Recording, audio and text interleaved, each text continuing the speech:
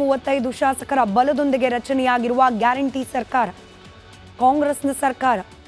ಕಾಂಗ್ರೆಸ್ನ ನಾಯಕರು, ಸಚಿವರು, ಶಾಸಕರು ಇವತ್ತು ಜನರ ಸಮಸ್ಯೆಗಳಿಗೆ ಪರಿಹಾರವಾಗಿ, ಜನರಿಗೆ ನೀಡಿರುವ ಗ್ಯಾರಂಟಿ ಭರವಸೆಯನ್ನು ಈಡೇರಿಸುವ ಸಲುವಾಗಿ, ಆಡಳಿತ ಯಂತ್ರಕ್ಕೆ ಹಿಂದೆ ಬಿಜೆಪಿ ಸರ್ಕಾರ ಇರಬೇಕಾದ್ರೆ ಭ್ರಷ್ಟಾಚಾರದ ಮಸಿ ಅಂಟಿದೆ ಅಂತ ಹೇಳೇನು ಪ್ರತಿಭಟನೆಗಳನ್ನು ಮಾಡ್ತಿದ್ರು, ವಿರೋಧ ಪಕ್ಷದ ಸ್ಥಾನದಲ್ಲಿರ್ತಾ ಆ ಮಸಿಯನ್ನು ಅಳಿಸಿ ಪಾರದರ್ಶಕವಾದ ಸುಗಮ ಆಡಳಿತ ನೀಡೋದ್ರಲ್ಲಿ ಬ್ಯುಸಿಯಾಗಿರಬೇಕಾಗಿತ್ತು ಕಾಂಗ್ರೆಸ್ನ ನಾಯಕರು.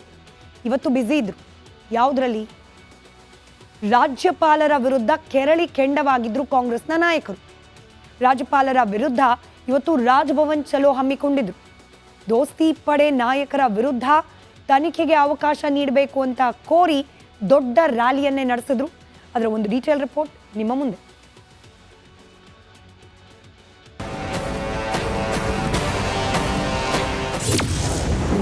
ದೋಸ್ತಿ ವಿರುದ್ಧ ಕಾಂಗ್ರೆಸ್ ನಾಯಕರ ಚಲೋ.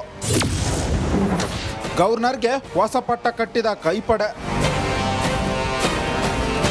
ರಾಜ್ಯಪಾಲ ತಾವರ್ ಚಂದ್ ಗೆಹ್ಲೋಟ್ ಪಕ್ಷಪಾತಿಯಾಗಿ ನಡೆದುಕೊಳ್ತಿದ್ದಾರೆ ಅಂತ ಕಾಂಗ್ರೆಸ್ ನಾಯಕರು ವಿಧಾನಸೌಧದಲ್ಲಿ ಪ್ರತಿಭಟಿಸಿ ರಾಜಭವನ ಚಲೋ ನಡೆಸಿದ್ದಾರೆ.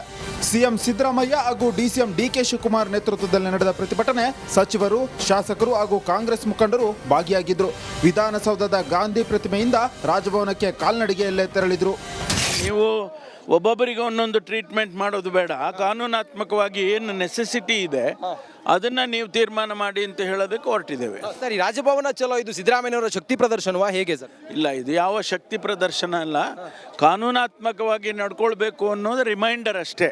ನೋಡಿ, ರಾಜ್ಯಪಾಲರು ಸಂವಿಧಾನ ಹೇಳುತ್ತೆ ನಿಷ್ಪಕ್ಷಪಾತವಾಗಿ ಕೆಲಸ ಮಾಡಬೇಕು, ಪಕ್ಷ ರಾಜಕಾರಣದ ಭಾಗ ಆಗಬಾರದು ಅಂತ. ಆದರೆ ಕರ್ನಾಟಕದ ರಾಜ್ಯಪಾಲರು ಇವತ್ತು ಒಂದು ಪಕ್ಷದ ಏಜೆಂಟ್ ಆಗಿ ವರ್ತನೆ ಮಾಡ್ತಾ ಇದ್ದಾರೆ.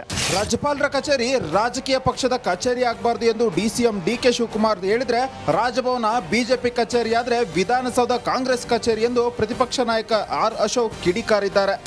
ಸಂವಿಧಾನದಲ್ಲಿ ರಚನೆ ಆಗಿರೋಂಥ ಈ ಗವರ್ನರ್ ಪೀಠ ಏನಿದೆ ಅದು ಬಹಳ ಪವಿತ್ರವಾದಂಥ ಪೀಠ, ಒಂದು ನ್ಯಾಯಾಲಯ ಸ್ಥಾನದಲ್ಲಿರುವಂಥ ಪೀಠ, ಒಂದು ಸರ್ಕಾರವನ್ನು ರಕ್ಷಣೆ ಮಾಡೋಂಥ ಒಂದು ಪೀಠ. ನಮ್ಮ ಸರ್ಕಾರ ಪ್ರಜಾಪ್ರಭುತ್ವದ ವ್ಯವಸ್ಥೆಯಲ್ಲಿ ದೊಡ್ಡ ಮ್ಯಾಂಡೇಟ್, 136 ಜನ ಈ ರಾಜ್ಯದ ಜನತೆ ನಮ್ಮನ್ನು ಆಯ್ಕೆ ಮಾಡಿ ವಿಧಾನಸೌಧಕ್ಕೆ ಕಳಿಸ್ಕೊಟ್ಟು, ವಿಧಾನಸಭೆಗೆ ಕಳಿಸ್ಕೊಟ್ಟು ನಮ್ಮದೊಂದು ಬಲಿಷ್ಠವಾದಂಥ ಸರ್ಕಾರ. ಆ ಸರ್ಕಾರವನ್ನು ಅಸ್ಥಿರಗೊಳಿಸ್ಲಿಕ್ಕೋಸ್ಕರ ಈ ಒಂದು ದೊಡ್ಡ ಪ್ರಯತ್ನ ಇವತ್ತು ನಡೀತಾ ಇದೆ, ಸಂಚು ನಡೀತಾ ಇದೆ. ಈಗ ನಾನು ಕೂಡ ವಿರೋಧ ಪಕ್ಷದ ನಾಯಕನಾಗಿ ನಾನು ಕೂಡ ಆಪಾದನೆ ಮಾಡ್ತೀನಿ. ವಿಧಾನಸೌಧ ಕರ್ನಾಟಕದ 7 ಕೋಟಿ ಜನರ ವಿಧಾನಸೌಧ ಅದು. ಇದನ್ನು ನೀವು ವಿಧಾನಸೌಧವನ್ನು ಕಾಂಗ್ರೆಸ್ ಆಫೀಸ್ ಮಾಡ್ಕೊಂಡು ಕಾಂಗ್ರೆಸ್ಸಿನ ಕೆಲಸಗಳಿಗೆ ಮಾತ್ರ ಇದು ಬಳಕೆ ಆಗ್ತಾ ಇದೆ, ಕಾಂಗ್ರೆಸ್ ಹೇಳ್ದಂಗೆ ಇಲ್ಲಿ ಸರ್ಕಾರ ನಡೀತಾ ಇದೆ ಅಂತ ಹೇಳಿದ್ರೆ ಒಪ್ಕೊಂತೀರ ನೀವು? ಕಾಂಗ್ರೆಸ್ ಬಿಜೆಪಿ ಹಗರಣ ಸಮರಕ್ಕೆ ರಾಜ್ಯಪಾಲರು ಎಂಟ್ರಿ ಕೊಟ್ಟಿದ್ದಾರೆ. ಇದೀಗ ರಾಜ್ಯಪಾಲರ ವಿರುದ್ಧವೇ ಸಮರ ಸಾರುವ ಮೂಲಕ ಇಕ್ಕಟ್ಟಿಗೆ ಸಿಲುಕಿಸಲು ಕೈಪಡೆ ಯತ್ನಿಸಿದೆ. Political bureau, republic Kannada. Mood ಆಫ್ನಲ್ಲೇ ಅಂದರೆ ಮೂಡ ವಿಚಾರಕ್ಕೆ ಸಂಬಂಧಪಟ್ಟಂತೆ ಆಗಿರುವ ಮುಜುಗರದಲ್ಲೇ ಈ ರಾಜಭವನ್ ಚಲೋವನ್ನು ಶುರು ಮಾಡಿದ್ರು ಕಾಂಗ್ರೆಸ್ ನಾಯಕರು. ಆದರೆ ಅವರ ದಾರಿ ಉದ್ದಕ್ಕೂ ಕೂಡ 108 ರಗಳೆಗಳು ನಡೆದು ಹೋಯ್ತು. ರಾಜ್ಯಪಾಲರ ಮನೆ ಬಾಗಿಲವರೆಗೂ ಹೋದ ಡಿಕೆ ಶಿವಕುಮಾರ್ ಅವರು ಆಚೆ ಬರೋ ಹೊತ್ತಿಗೆ ಯಾಕೋ ಉಲ್ಟಾ ಹೊಡೆದಂತೆ ಕಾಣ್ತಾ ಇತ್ತು. ಅದರ ಒಂದು ಇಂಟ್ರೆಸ್ಟಿಂಗ್ ರಿಪೋರ್ಟ್ ನಿಮ್ಮ ಮುಂದೆ.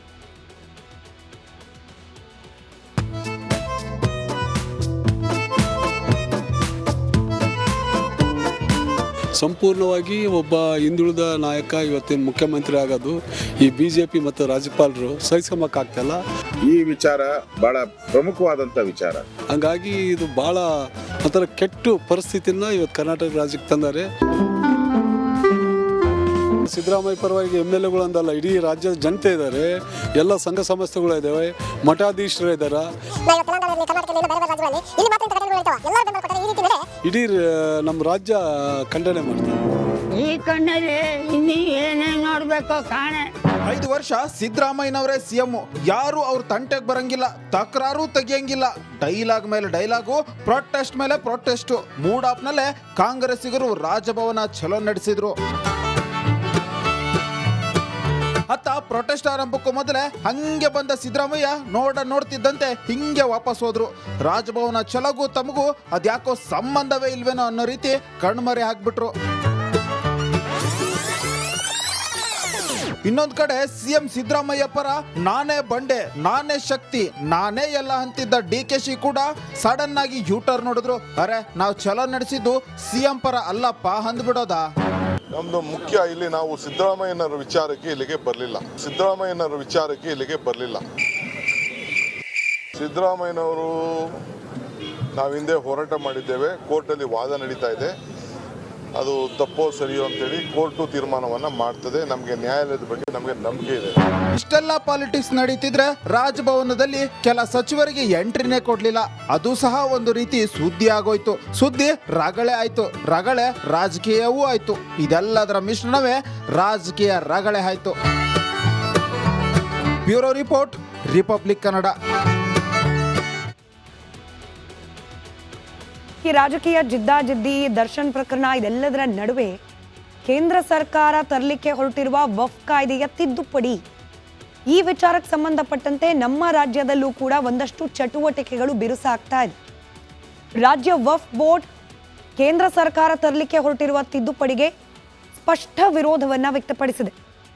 ಅಲ್ಪಸಂಖ್ಯಾತರ ಕಲ್ಯಾಣ ಸಚಿವ ಜಮೀರ್ ಅಹಮದ್ ಖಾನ್, ರಾಜ್ಯ ವಫ್ ಬೋರ್ಡ್ನ ಅಧ್ಯಕ್ಷರಾದ ಅನ್ವರ್ ಬಾಷಾ ಇವರಿಬ್ಬರ ನೇತೃತ್ವದಲ್ಲಿ ನಡೆದ ವಫ್ ಬೋರ್ಡ್ ಆಡಳಿತ ಮಂಡಳಿ ಸಭೆಯಲ್ಲಿ ಕೇಂದ್ರ ಸರ್ಕಾರ ತರಲಿಕ್ಕೆ ಹೊರಟಿರುವ ತಿದ್ದುಪಡಿ ಕಾಯ್ದೆಗೆ ವಿರೋಧಪಡಿಸಿ ನಿರ್ಣಯವನ್ನು ಕೈಗೊಳ್ಳಲಾಗಿದೆ. ಅಲ್ಲಿಗೆ ನಿಂತಿಲ್ಲ. ಸಚಿವ ಜಮೀರ್ ಅಹಮದ್ ಖಾನ್ ಹಾಗೆ ಸಿಎಂ ರಾಜಕೀಯ ಕಾರ್ಯದರ್ಶಿ ನಜೀರ್ ಅಹಮದ್ ನೇತೃತ್ವದಲ್ಲಿ ಸಿಎಂಗೆ ಈ ಮೀಟಿಂಗ್ನಲ್ಲಿ ತೆಗೆದುಕೊಂಡ ನಿರ್ಣಯದ ಪ್ರತಿಯನ್ನ ಕೂಡ ನೀಡಲಾಗಿದೆ. ಕೇಂದ್ರಕ್ಕೆ ತಿದ್ದುಪಡಿ ಕಾಯ್ದೆಯನ್ನು ವಿರೋಧಿಸಿ ಪತ್ರ ಬರೀರಿ ಅಂತ ಹೇಳಿ ಮುಖ್ಯಮಂತ್ರಿಗಳಿಗೆ ಮನವಿಯನ್ನ ಕೂಡ ಮಾಡಿಕೊಳ್ಳಲಾಗಿದೆ. ಈ ವಫ್ ತಿದ್ದುಪಡಿ ಯಾವ ವಿಚಾರಕ್ಕೆ, ಆಕ್ಚುಲಿ ವಫ್ ಕಾಯ್ದೆ ಅಂದ್ರೆ ಏನು, ವಫ್ನ ಆಸ್ತಿ ಎಷ್ಟಿದೆ, ನಮ್ಮ ರಾಜ್ಯದಲ್ಲೇನೆ ವಫ್ ಸಂಬಂಧಪಟ್ಟಂತೆ ಹಿಂದೆ ಆದ ಕೆಲವೊಂದಷ್ಟು ಆರೋಪ ಪ್ರಕರಣಗಳು, ಇದೆಲ್ಲದರ ಡೀಟೇಲ್ಸನ್ನು ರಿಪಬ್ಲಿಕ್ ಕನ್ನಡ ನಿಮ್ಮ ಮುಂದೆ ಈ ತಿದ್ದುಪಡಿ ತರುವ ವಿಚಾರ ಕೇಂದ್ರ ಮಟ್ಟದಲ್ಲಿ ಚರ್ಚೆ ಆಗ್ತಿದ್ದ ಸಂದರ್ಭದಲ್ಲೇನೆ ನಿಮ್ಮ ಮುಂದೆ ಇಟ್ಟಿದ್ದೀವಿ. ಮತ್ತಷ್ಟು ಡೀಟೇಲ್ಸನ್ನು ನಿಮ್ಮ ಮುಂದಿಡೋ ಪ್ರಯತ್ನವನ್ನು ಇವತ್ತು ಮಾಡ್ತಾ ಇದ್ದೀವಿ. ಮೊದಲಿಗೆ ಈ ಕಿರಿಕಿರಿ ಯಾವ ಕಾರಣಕ್ಕೆ ಅದನ್ನು ಗಮನಿಸ್ತಾ ಹೋಗೋಣ. ಯಾಕೆ ತಿದ್ದುಪಡಿಯನ್ನು ತರಬೇಕು ಅನ್ನೋ ಒಂದು ಚಿಂತನೆ ಕೇಂದ್ರದ ಮಟ್ಟದಲ್ಲಿ ನಡೀತಾ ಇದೆ ಅನ್ನೋದಕ್ಕೆ ಒಂದಷ್ಟು ಅಂಶಗಳನ್ನು ನಿಮ್ಮ ಮುಂದೆ ಇಡ್ತಾ ಹೋಗ್ತೀವಿ. ಈ ವಫ್ ಮಂಡಳಿಗೆ ಇರ್ತಕ್ಕಂಥ ಒಂದು ಅಧಿಕಾರ ಅಂದರೆ ಯಾವುದೇ ಭೂಮಿ ತನ್ನದು ಅಂದರೆ ವಫ್ ಬೋರ್ಡ್ಗೆ ಸಂಬಂಧಪಟ್ಟದ್ದು ಅಂತ ಅನಿಸಿದ್ರೆ ವಫ್ ಬೋರ್ಡ್ ತನ್ನ ಹೆಸರಲ್ಲಿ ಅದನ್ನು ರಿಜಿಸ್ಟರ್ ಮಾಡಿಸ್ಕೊಳ್ಬಹುದು. ವಫ್ ಭೂಮಿ ಅನಿಸಿದ್ರೆ ಸಾಕು. ಒಂದ್ಸತಿ ಅದನ್ನು ವಫ್ ಭೂಮಿ ಅಂತ ಕ್ಲೈಮ್ ಮಾಡಿದ್ರೆ ಅದನ್ನು ಬೇರೆಯವರು ಯಾರಿಗೂ ಕೂಡ ಅದನ್ನು ಮಾರೋ ಹಾಗಿಲ್ಲ. ಫಾರ್ ಎಕ್ಸಾಂಪಲ್, ನಿಮ್ಮ ಹೆಸರಲ್ಲಿ ಈ ನ್ಯೂಸ್ ಪ್ರೋಗ್ರಾಮ್ ನೋಡ್ತಿರೋ ಯಾರೋ ಒಬ್ಬರ ಹೆಸರಲ್ಲಿ ಒಂದು ಭೂಮಿ ಇದೆ. ಆ ಭೂಮಿ ವಫ್ ಬೋರ್ಡ್ದು ಅಂತ ಹೇಳಿ ವಫ್ ತೀರ್ಮಾನ ಮಾಡುತ್ತೆ. ಅದು ಇತ್ಯರ್ಥ ಆಗೋವರೆಗೂ ಕೂಡ ಭೂಮಿ ನಿಮ್ಮದೇ ಆದರೂ ಕೂಡ ಜಾಗವನ್ನು ನೀವು ಬೇರೆಯವರಿಗೆ ಮಾರೋ ಹಾಗಿಲ್ಲ. ಅಥವಾ ವಫ್ ಮಂಡಳಿಯದ್ದೇ ಭೂಮಿ ಇದ್ರೂ ಕೂಡ ಅದನ್ನು ಬೇರೆಯವರಿಗೆ ಬೇರೆ ಕಾರಣಕ್ಕೆ ಮಾರುವಂತಿಲ್ಲ. ಇದು ನಿಯಮ. ಕೇವಲ ಇಷ್ಟು ಮಾತ್ರ ಅಲ್ಲ, ವಫ್ ಸಿಇಒ ಅಧೀನದಲ್ಲೇ ಈ ಭೂ ವ್ಯಾಜ್ಯಕ್ಕೆ ಸಂಬಂಧಪಟ್ಟ ಎಲ್ಲ ವಿಚಾರಣೆಗಳಾಗಬೇಕು. ನಾನು ಈ ಧರ್ಮಕ್ಕೆ ಸಂಬಂಧಪಟ್ಟವನಲ್ಲ, ವಫ್ನ ನಿಯಮಕ್ಕೂ ನನಗೂ ಸಂಬಂಧ ಇಲ್ಲ, ನನ್ನ ಭೂಮಿಯ ತಗಾದೆ, ನನ್ನ ಭೂಮಿಯನ್ನು ವಫ್ ಕ್ಲೈಮ್ ಮಾಡ್ತಾ ಇದೆ, ನಾನು ಕಾನೂನಾತ್ಮಕವಾಗಿ ಏನೆಲ್ಲ ಅವಕಾಶ ಇದೆ, ಪೊಲೀಸ್ ಸ್ಟೇಷನ್ನು, ಕೋರ್ಟು ಅಂತ ಹೇಳಿ ಹಾಗೆ ನಾನು ಹೋಗ್ತೀನಿ ಅಂತಂದರೆ ಅದಕ್ಕೆ ಅವಕಾಶ ಇಲ್ಲ. ವಫ್ ಬಿಲ್ನ ಪ್ರಕಾರ ವಫ್ ಬೋರ್ಡ್ನ ಸಿಇಒ ಅಡಿಯಲ್ಲೇನೆ ಇದರ ವಿಚಾರಣೆ ಆಗಬೇಕು. ನಿಮಗಿಷ್ಟ ಇದೆಯೋ ಇಲ್ವೋ ನೀವು ಅದಕ್ಕೆ ಒಪ್ಪಲೇಬೇಕು. ನೀವು ಆ ಸಮುದಾಯಕ್ಕೆ ಸೇರಿದವರ ಇಲ್ವಾ ನೀವು ಈ ರೂಲ್ಸ್ಗೆ ಒಪ್ಪಲೇಬೇಕು. ಇದು ಈಗಿನ ತನಕ ಇರೋ ನಿಯಮ. ಇನ್ನು ಕೇವಲ 45 ದಿನದಲ್ಲಿ ಮಾಲೀಕರು ಜಾಗವನ್ನು ಖಾಲಿ ಮಾಡಬೇಕು.